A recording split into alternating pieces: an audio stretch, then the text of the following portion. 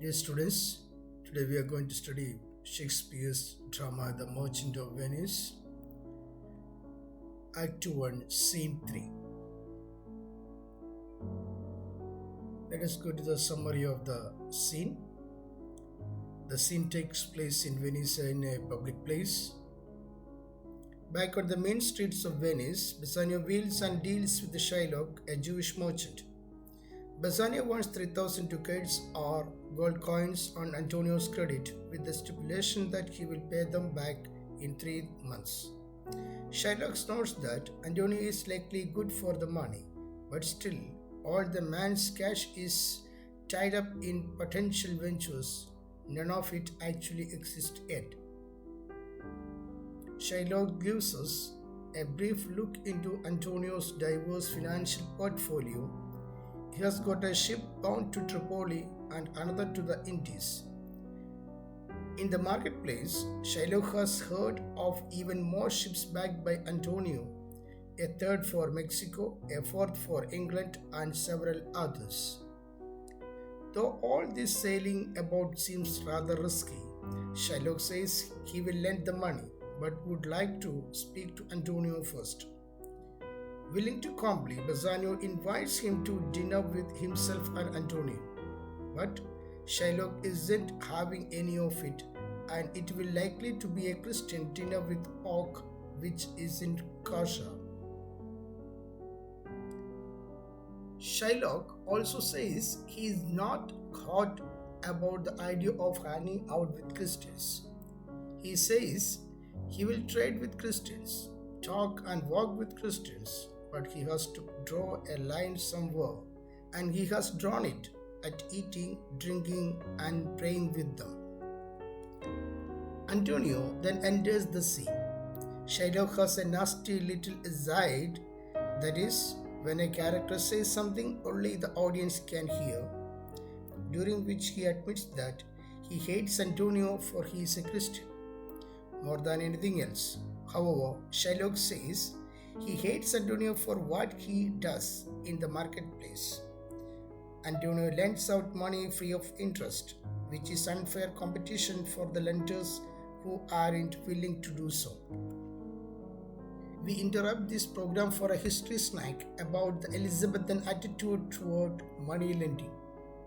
The church believed that interest should never be charged when one Christian loaned money to the another Christian. The idea comes from the Bible, the book of Deuteronomy, chapter 23, verses 19 to 23.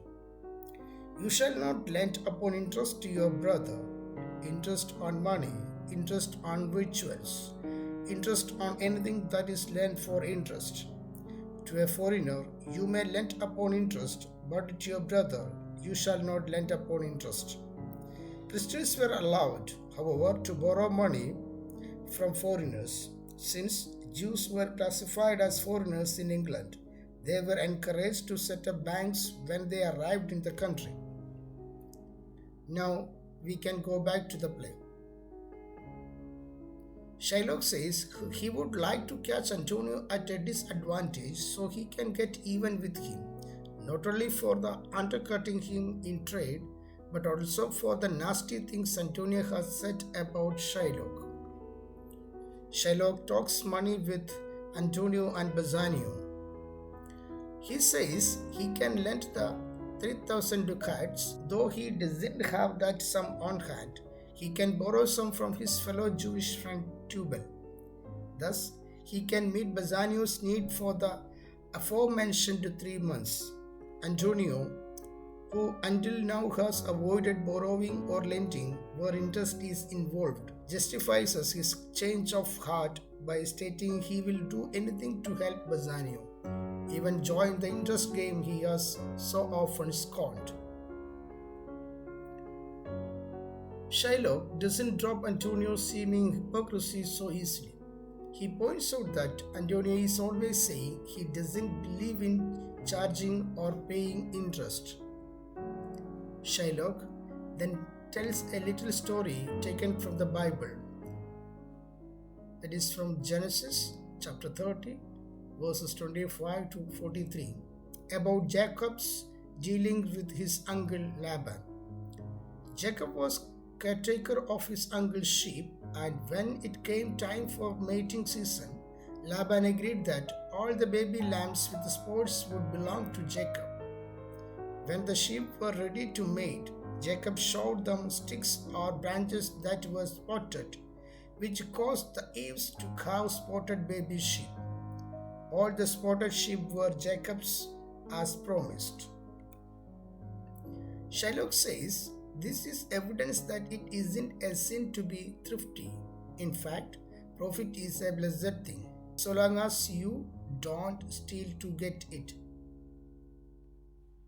Antonio insists the spotted sheep outcome was more about the will of heaven than Jacob's crafty thrift.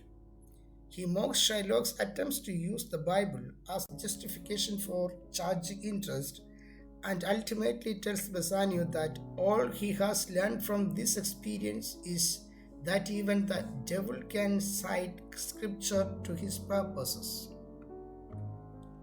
While Antonio has been ranting, Shylock has been busy calculating the interest on the sum he is about to lend. However, hearing Antonio's last remark, he is quickly incited to anger and to pay attention to further remarks. Shylock points out that in the Rialto, the commercial and business exchange of Venice, Antonio has spit on him, called him a dog, and insulted him publicly for his practice of lending with interest. Dang, is this why Shylock says he hates Antonio for being a Christian? Shylock asks if he has supposed to just forget about Antonio's abuse now that the guy needs some extra cash and wants to borrow money. Antonio doesn't defend himself against these nasty charges. He admits it is true. He spat and cursed at Shylock. In fact, he will probably do it again. He says that Shylock's loan isn't a loan between friends. There doesn't need to be any enmity between them. This is just a business transaction. So if he breaks the deal, he will accept responsibility for it and pay the penalty. After Antonio's mini flip out, Shylock's all, take it easy, amigo. We can be friends, and I will forget all those times you were a rotten jerk. I will lend you what you are asking for, and better still, I won't charge you an extra cent in interest. I will even play a fun game with you, where we go to the notary right now and sign a document saying that if you don't pay me what you owe on such and such a date, in such and such a place, then I can have a pound of flesh off your body from wherever I choose. Antonio thinks this is a good idea. In spite of Bassanio's insistence that it isn't really necessary for Antonio to risk his flesh, Antonio is confident. He thinks he will have the money in 2 months, a whole month before the debt is even due. Shylock also does a good job of easing Bassanio's fear. He asks what on earth he could gain by having a pound of Antonio's flesh. Clearly, Shylock says he has only adding the pound of flesh caveat for funnies. This being said, the men agree to meet at the notary. Shylock will hand over the money. Antonio nods. The Hebrew will turn Christian. He grows kind. But Bassanio still thinks there is something wicked going on in his mind. They are accepting a deal from a crooked guy, which is never a good idea, especially in Venice. Now let us go to the scene at a glance.